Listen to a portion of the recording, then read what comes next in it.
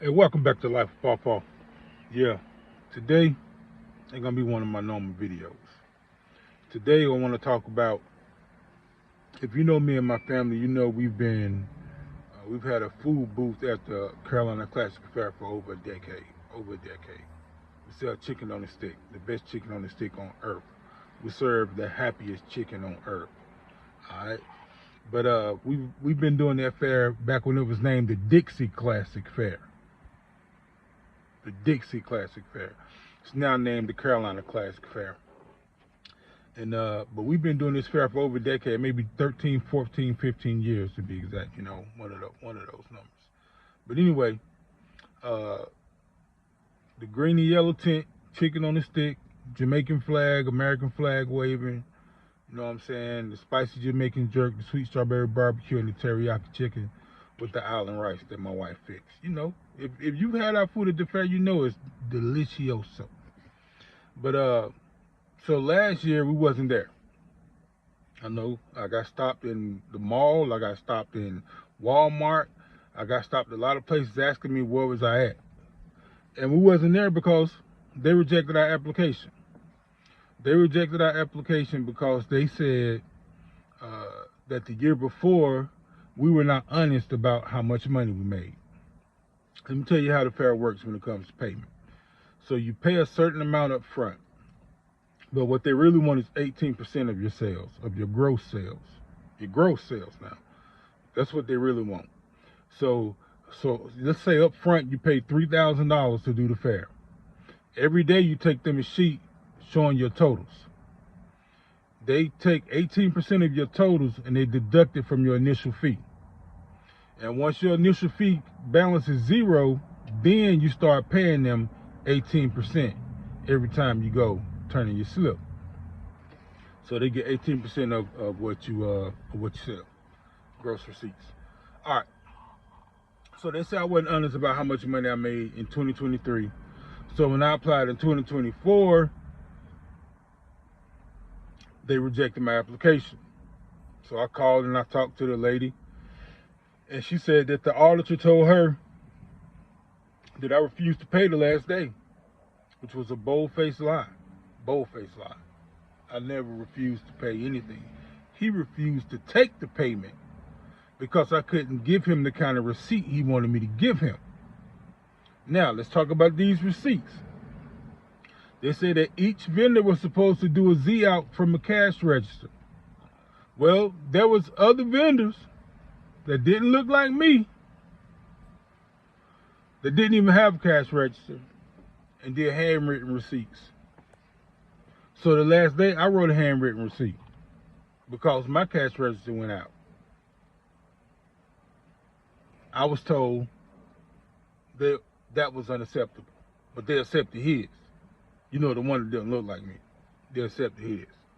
The next year, my application was rejected. His was accepted. He was still allowed to be there. So anyway, the year that we wasn't there, they just so happened to put somebody in our spot that sold the exact same thing that we sold. Yeah. So when people would approach, they would think, hey, chicken on the stick, it's the same people, until you got up there and seen who it was because they didn't look like us. But they were still selling chicken on the stick in our spot, right? So they kicked us out. They got some new vendors, put them in our spot, selling the exact same thing.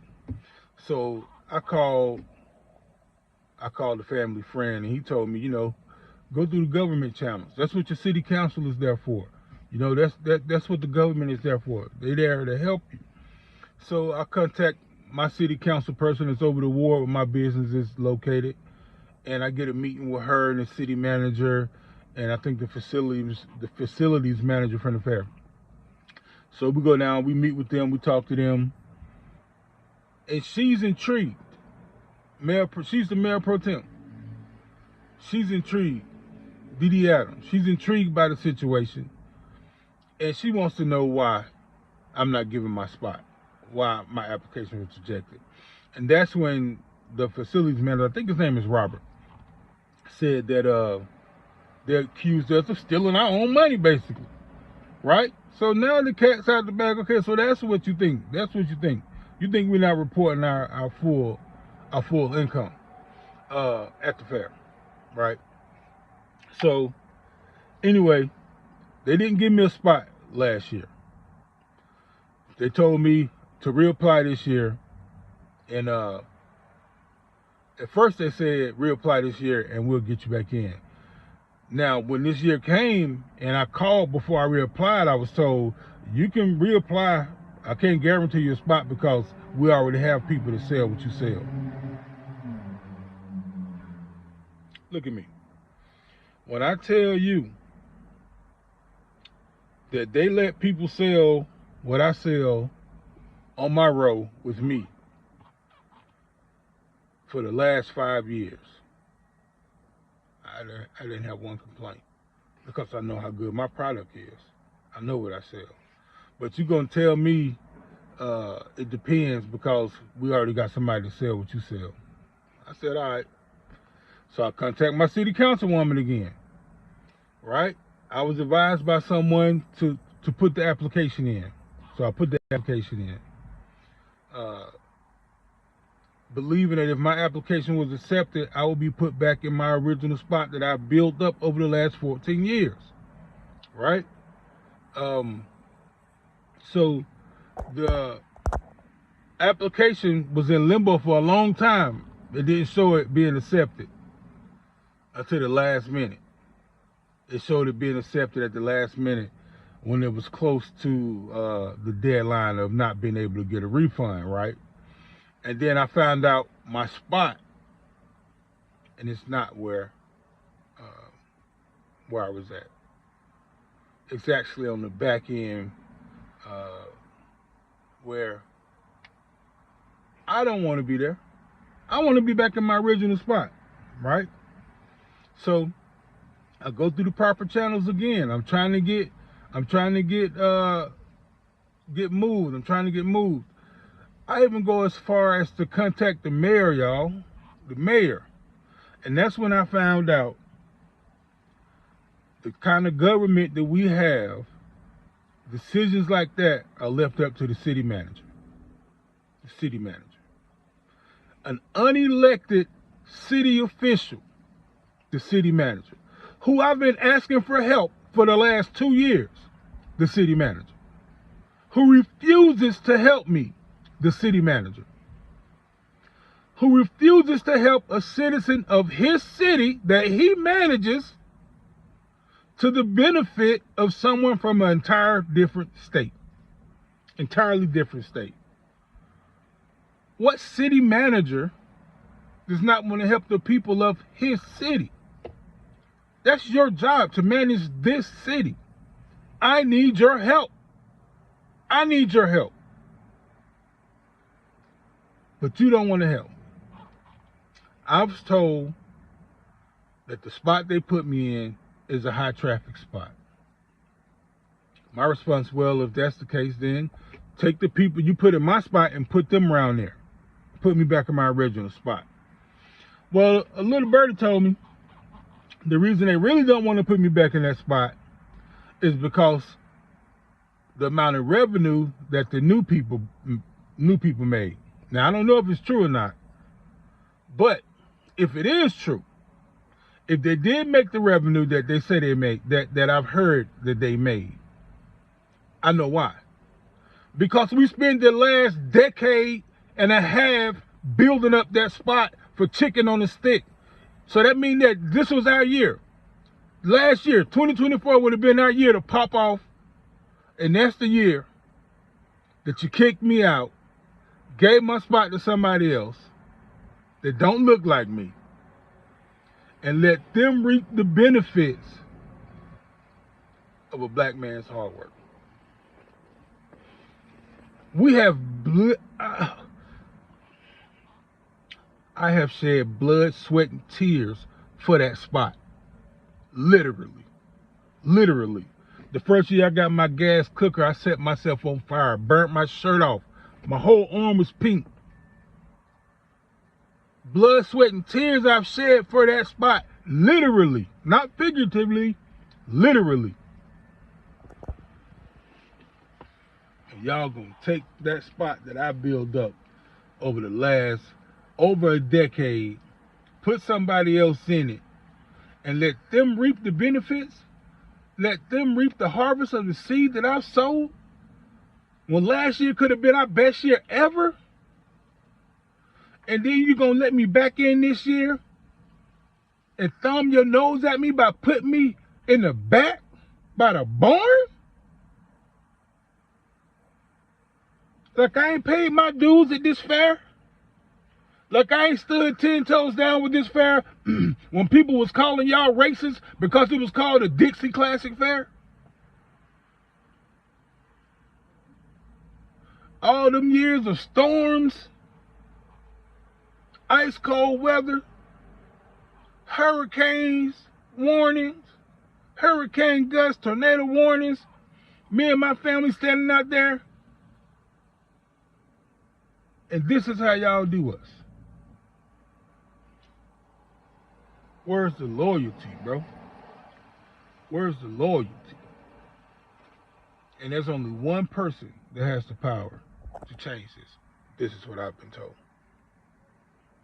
And that's the city attorney. I mean, not the city attorney, I'm sorry, the city manager. So, Mr. Manager, hear this plea. Can you please help a brother out? Can you please help out a citizen of the city that you manage? Can you put my needs above those of someone from a whole different state? Can you do that, Mr. City Manager? Mr. Mayor, will you help me convince the city manager to help me? Will you help me convince the city manager to help me? You know, it's bad when you gotta beg an unelected official for help. You would think that they would be quick to help because they're appointed by the people that you voted for.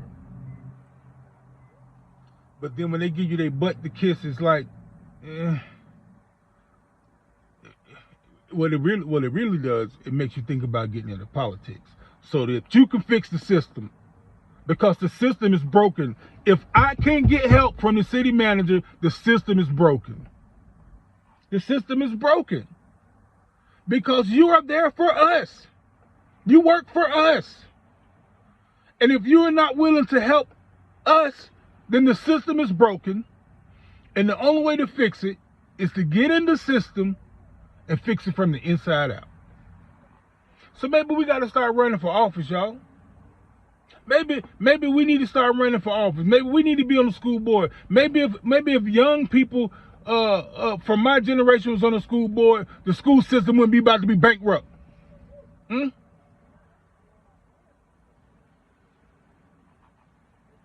Maybe if people with common sense and a heart to help others was on the school board, the school system wouldn't be about to be bankrupt.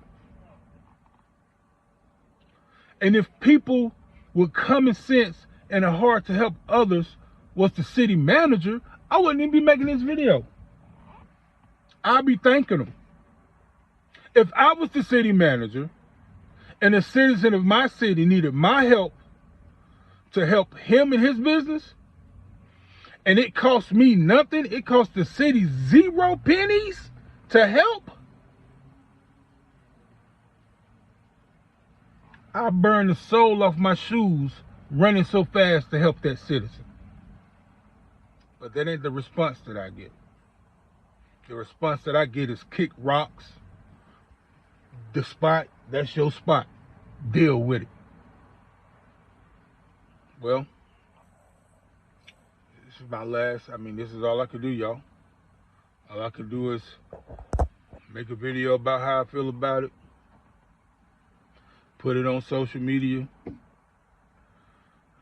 If you've ever bought food from us at the Carolina Classic Fair, y'all already know how we get down. Either they're gonna change my spot or they ain't. I'm still believing they're gonna change my spot. Maybe it's a pipe dream, I don't know. But maybe somebody will see this video and it'll strike a nerve, or it'll strike a heartstring, and they'll do what's right and put me back in my spot that I built,